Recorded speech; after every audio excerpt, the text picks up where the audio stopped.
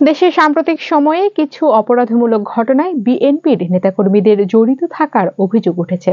বলা হচ্ছে, প্রধান রাজনৈতিক দলটির মাঠ পর্যায়ের নেতাকর্মীরা ক্রমশ বেপরোয়া হয়ে ওঠার কারণে সামাল দিতে হিমশিম খাচ্ছে।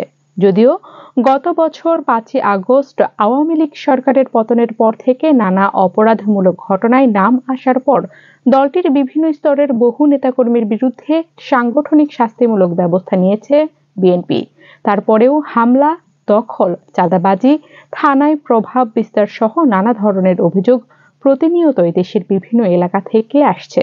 সাম্প্রতিক সময়ে লালমনিরহাটের পাটগ্রাম থানায় হামলা, ভোলার ধর্ষণের ঘটনা, খুলনায় পুলিশ কর্মকর্তাকে গাড়ি থেকে নামিয়ে মারধর ছাড়াও আরও কিছু ঘটনা আলোচনায় এসেছে, এমন খবর জানিয়েছে ব্রিটিশ সংবাদ মাধ্যম বিবিসি।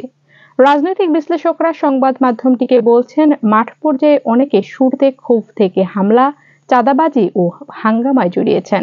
বিএনপি এখনো ক্ষমতায় আসেনি, যার ফলে কর্মী সমর্থকরা কেউ অপরাধে জড়ালে কার্যত দলটির আর কিছু করার নেই। এই সুযোগেই অনেকে অপরাধে জড়াচ্ছে বলে মনে করছেন তারা। দলটির শীর্ষ নেতার অনুপস্থিতিতে চেইন অফ কমান্ড কাজ করছে না বলে মনে হচ্ছে।